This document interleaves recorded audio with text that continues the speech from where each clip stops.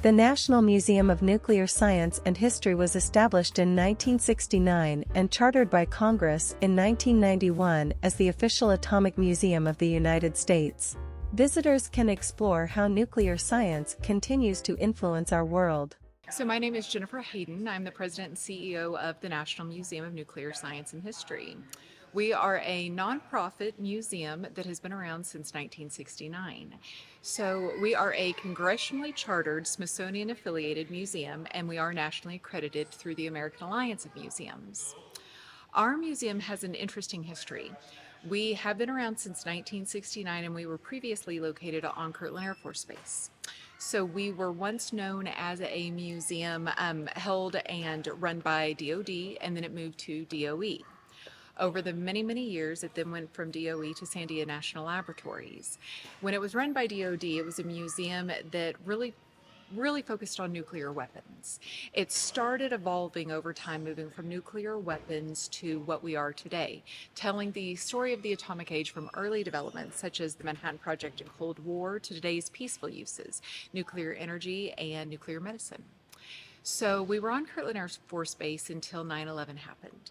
And due to heightened security measures, we had to close our doors forever at noon on that day. We then relocated to Old Town for 7 years and started building a capital campaign of $10 million to move into the building where we are today, which is 601 Eubank Boulevard Southeast in Albuquerque. So we raised the money. We have no leases, no mortgages, no loans, anything like that. This is our building. Again, we are a 501c3, and we are now owned and operated by the National Atomic Museum Foundation. So it had moved around so many times until a nonprofit foundation is running the museum. So telling the story of the atomic age, when people walk into the museum, they are usually greeted right from the beginning with the Manhattan Project. So we start with the Manhattan Project, and many times people ask, why is this museum in Albuquerque? What is the relevance? And this is where the beginning of the atomic age began, with Los Alamos, the Manhattan Project, the gadget, and the testings at Trinity site. So walking into the museum, on this area right here, we have a very, very popular exhibit. This is Jim Sanborn's Critical Assembly. So Jim Sanborn is a world-renowned sculptor who also created Kryptos, found outside of CIA headquarters in Langley. He created this as an artist's rendition of what he believes the laboratories look like in Los Alamos during the Manhattan Project. So this is definitely something that really helps kind of bring people back in time when they come to the museum, specifically to Los Alamos during the Manhattan Project. The vast majority of these objects came from 3 different areas. One would be they were donated to him from possibly people who worked the Manhattan Project. It was also he purchased items, whether they were garage sales, different areas, things like that. He purchased them, or he fabricated them to look like what he believes they looked like. And they did come from a lot of photographs. Although there were quite a bit of questions over the time, and we still get them at the museum, that is this classified? And none of this is classified information. Here is a temporary exhibit hall. So we change the exhibit in this area at least 2 to 3 times each year. Right now it's at play in the atomic age, so it has a very toy store feel to it. This usually is just a door that opens up and down, but we have exhibits that are either engaging, educational. We've had a B-52 Stratofortress exhibit before. It really just depends on what we believe would pull more interest into our museum at that time. So again, walking through the Manhattan Project early stages, we do have models of Boxcar and the Enola Gay, which were the airplanes that did drop the Fat Man and Little Boy over Hiroshima and Nagasaki. And then going into this area, we have casings, actual casings of Fat Man and Little Boy. These are not replicas, these are the actual casings. And this really brings you into the relevancy of New Mexico. We have the American flag, which is the American flag that was flown over Trinity site during the testing in 1945. And even a picture of Trinity site that shows the actual flag. This is what we lovingly refer to as Oppenheimer's limousine. Now, whether or not this is the actual limousine that he rode in, we're not sure, but this was This was rescued by the museum at a junkyard in Gallup, New Mexico. So we had it restored, and looks just like one of the limousines. It could actually be the limousine in the photograph, but that really brought scientists back and forth from Los Alamos to the Trinity site in 1945. We do have pieces of trinitite. So trinitite is what happened when the Gadget, the world's very first atomic bomb, was tested in White Sands, New Mexico. So it was the very, very hot blast of the Gadget hitting the white sands of New Mexico that created a layer of green glass that they call trinitite. So these are actual pieces of trinitite. Now, I've been to the Trinity site a few times, and they do tell you if you do see anything, don't pick it up, leave it. But I truly didn't see anything on my visits there, but it's quite a sight just to feel that part of history. This is, again, another casing of the Gadget. So if it had not, this is what is inside Fat Man. If the war had not ended when Hiroshima and Nagasaki were bombed, this is a possibility that this one have been used as well. So this is a casing.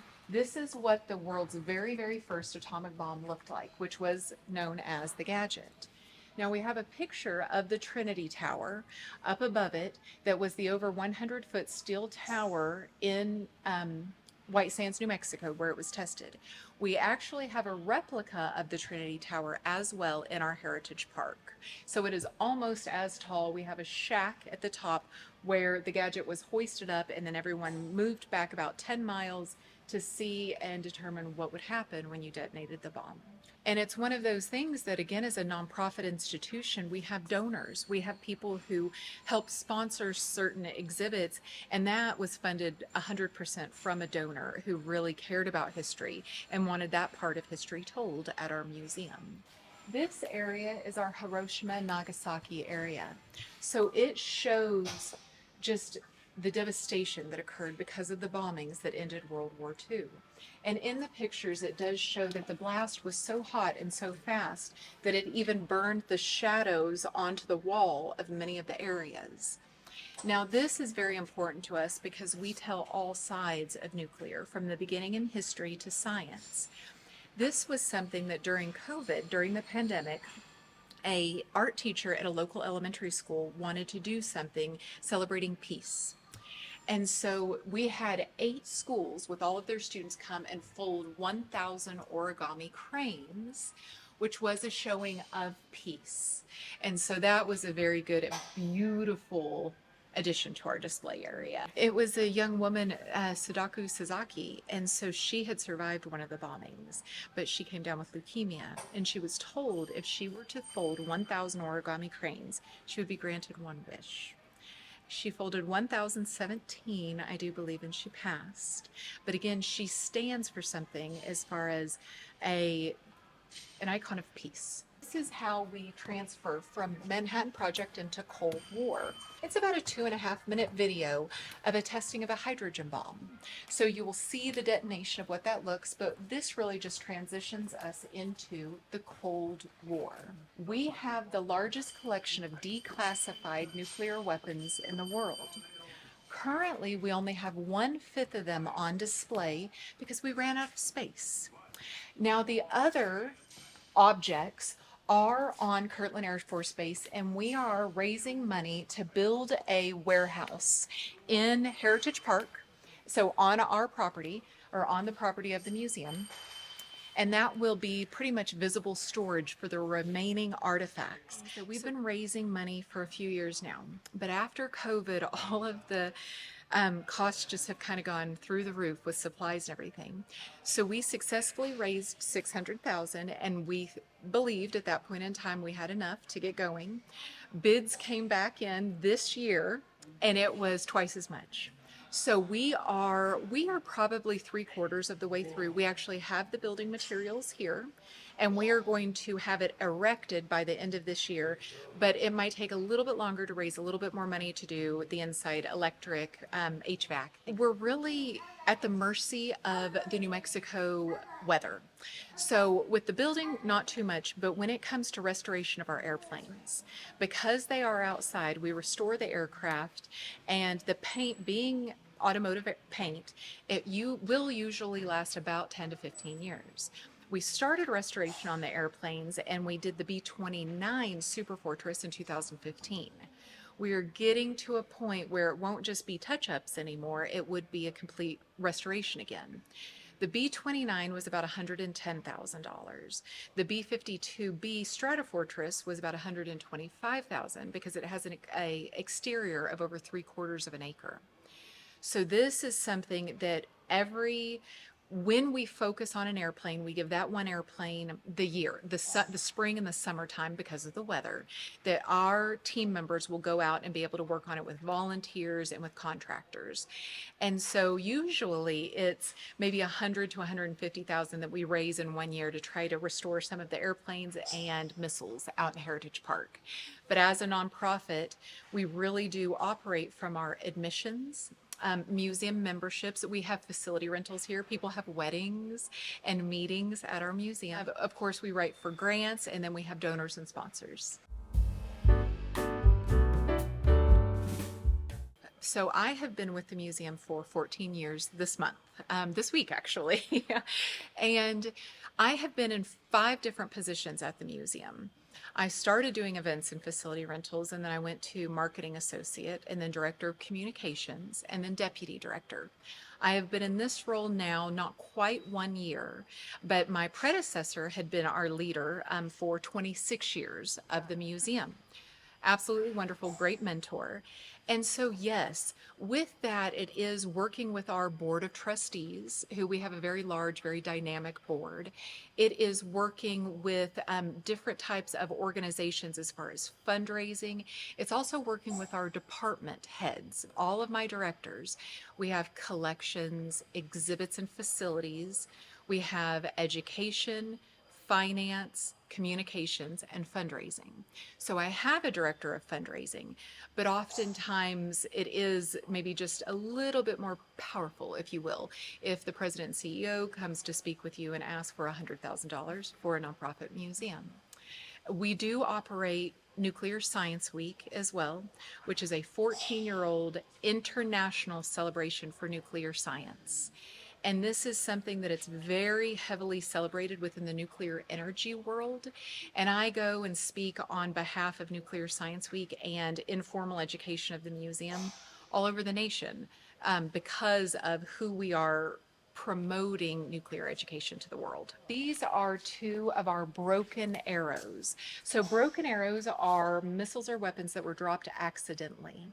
These 2 were dropped over Palomares, Spain, accidentally during a refueling that was midair.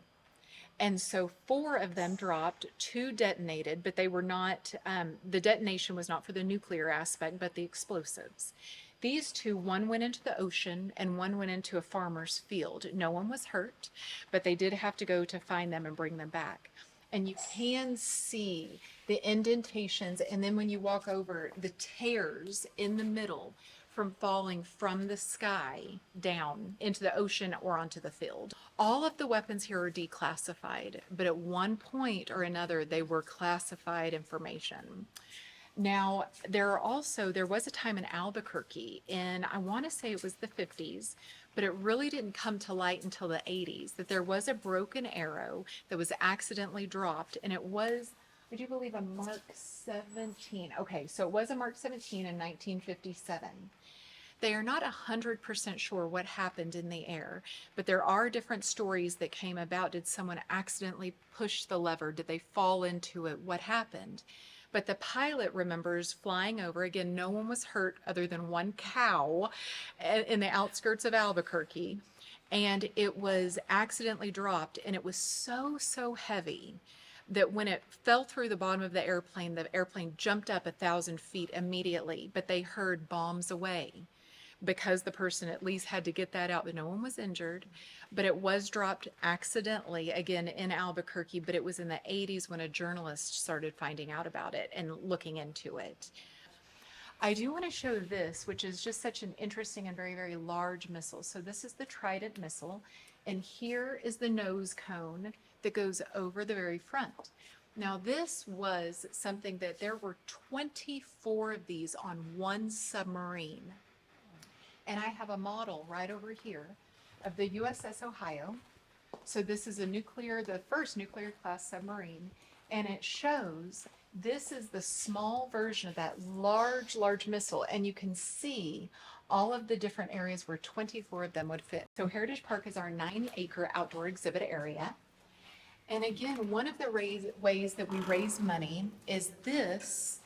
These are made to look like wings of an airplane that will come out, be surrounding a American flag on a flagpole out in Heritage Park, and people can purchase these plaques to write their names in history. So a lot of these people are people who worked during the Cold War in a variety of different jobs, but anyone can contribute, and all contributions are going towards the Museum Artifact Center. You'll even see over by our Polaris missile, we have a team who's starting to work on restoring the missile.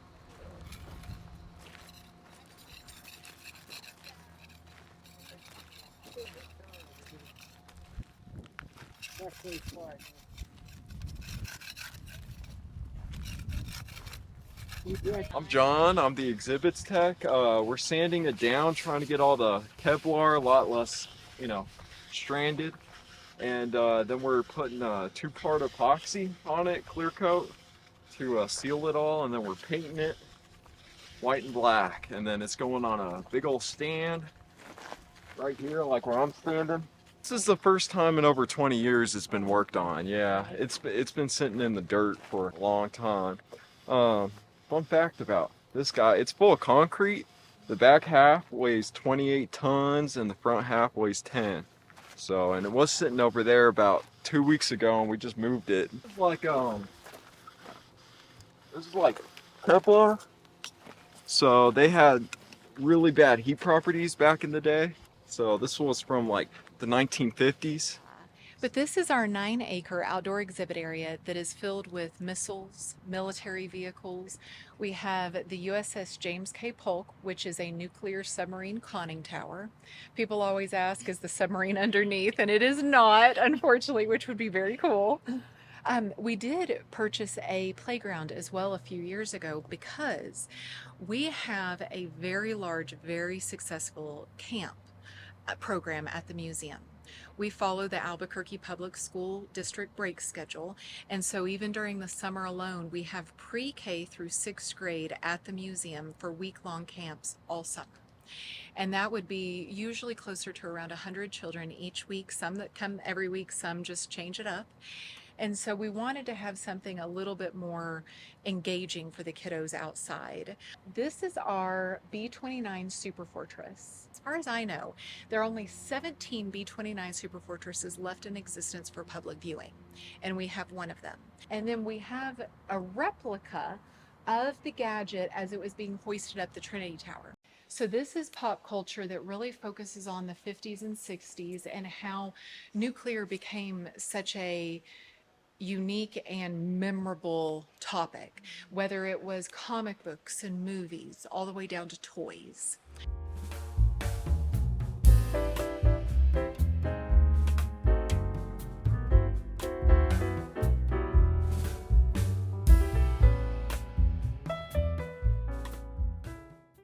We do have Little Owl's Lab, which is an interactive hands-on area for children or really anyone of any age.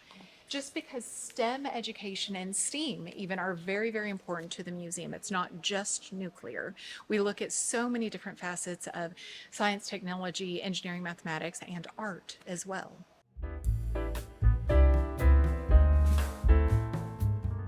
We're an informal education center, and that's what museums are.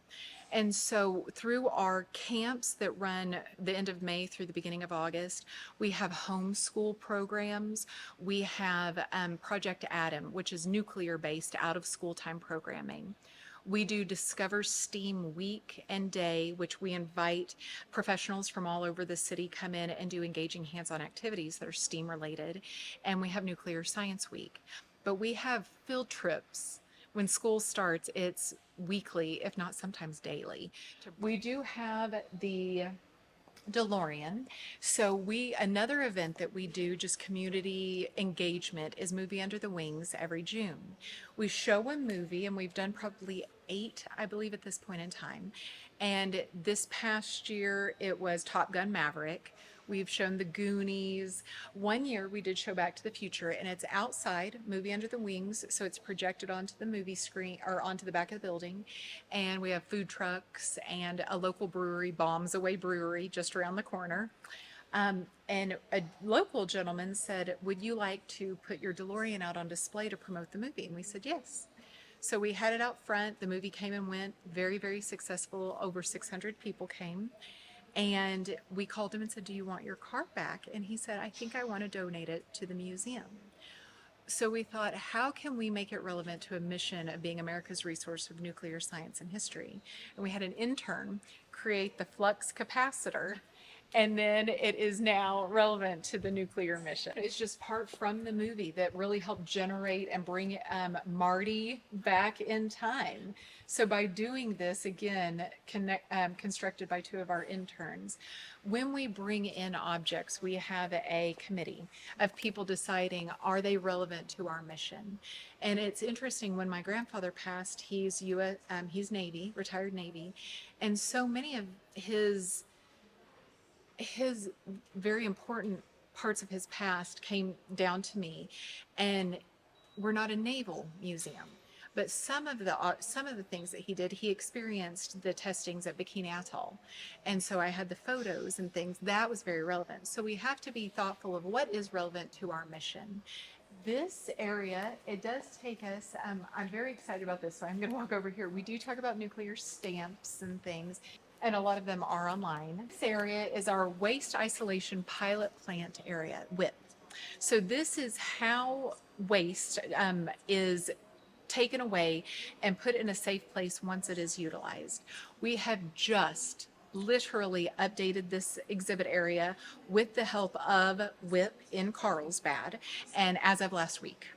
So this area really shows that most of the time people do think when it is waste, they'll say, is it like green sludge? They go back to thinking of The Simpsons.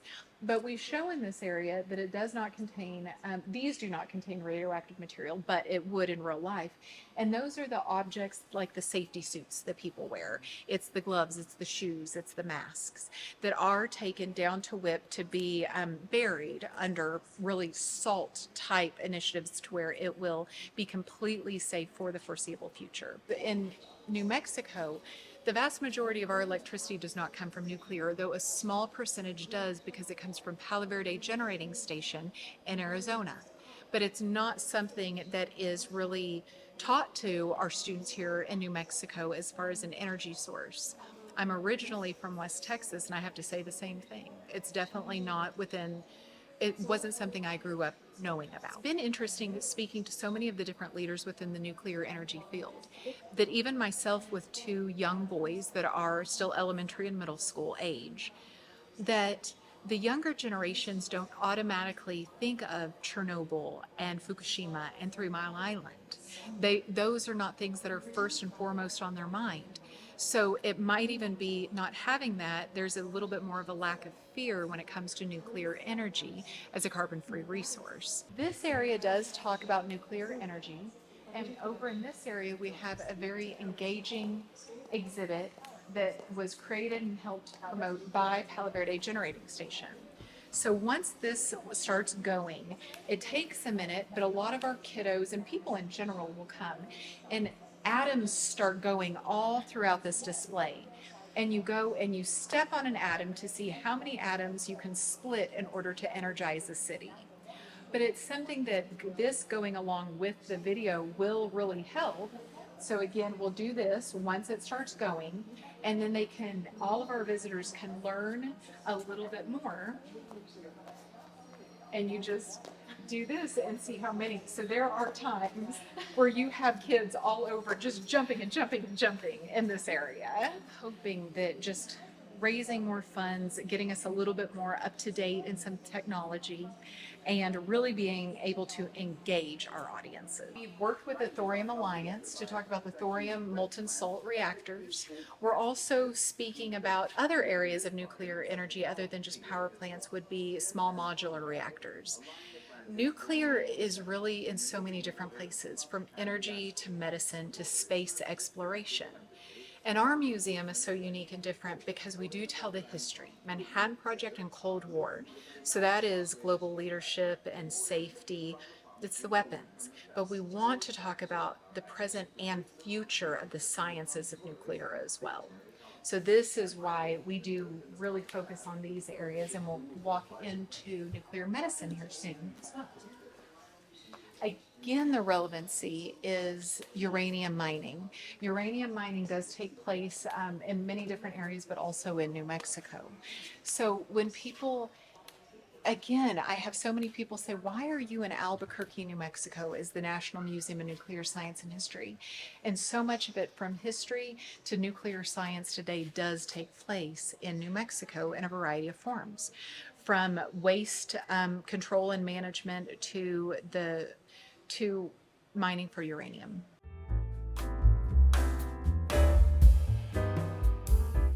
We do throw people a little bit as we end this area going back to history. The reason we did that is this came to us later because one of our board members made a very special loan to the museum. We're hoping to have this for many more years as well, but this is the dark cube. It's right over here. It's a 2-inch by 2-inch uranium cube. It's about 5 pounds for this one dark cube alone. This is one of 664 cubes that were put together, and we have a picture right here. It almost looked like a chandelier that Heisenberg was using in Hitler's race for the world's first atomic bomb. So there it was a race, and America did win that race with the gadget during the Manhattan Project. It's like, why did they not succeed? And it really did come down to power struggles between some of the leaders. There was not any true one person leading the charge for this. Also, some of the most brilliant minds were Jewish at that point. And whether they had fled or were not allowed to live, that was something that really affected them in this race. Now, out of 664, I do believe currently there are only 15 left where we know where they are. Many of them likely because they were uranium when they were confiscated. They were likely melted down and put in for the United States to utilize towards our needs for uranium. But out of all the rest of the cubes, there, I believe it is 15. It's going up every once in a while. You find a new one, you find a new one. One that I found very interesting. This one was found in the back of a filing cabinet at the University of Maryland. And so our board member, Dr. Tim Koth, is a professor at University of Maryland, has done a lot of research on this.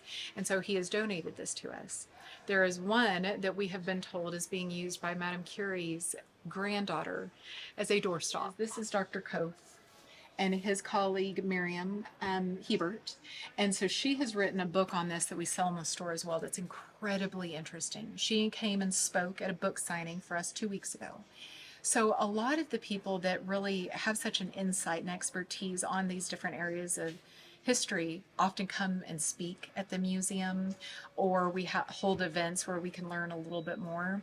And that was a very interesting event just to learn the background of the dark cube. Science on Tap is a monthly, generally monthly. I think there's 1 month that we don't do it just to give everyone a little bit of a break during December. But those can be anything from a STEM educator to a historian to someone from the CIA talking about an initiative. These are incredibly interesting. Again, we partner often with Bombs Away Brewery right around the corner, and having people come in and listen to a piece of science or historical science or history is just, we started that years ago. And now having it at the museum with Bombs Away and bringing people in, we went from 20 people each Science on Tap to 158 this past month. We do talk about nuclear medicine. The nuclear era really brought about such a advancement in science that has saved so many people. It is very important, but it is not quite as easy to tell this story, and it does go off into so many different areas as it was for history. But this is something that we do focus on. We do look at a variety of different Geiger counters that detects the amount of radiation that something has. We are going to be redoing the exhibit behind me, Radiation 101, again, 15 years old. It's time that we update it. We're raising money to do so. But we have our shelves of quackery over here. So quackery is very, very interesting because at one point in time, people really did believe that radioactive type materials had health and beauty benefits. And so this tells that story that the Revigator, this was one of a consumer's device that you would fill it with water, and it would add radon because it's lined with radon. It would add radon to the water. You would fill it, let it sit overnight, and then drink the water. I mean, these were things people really did not know, but fully did believe it had health and beauty benefits.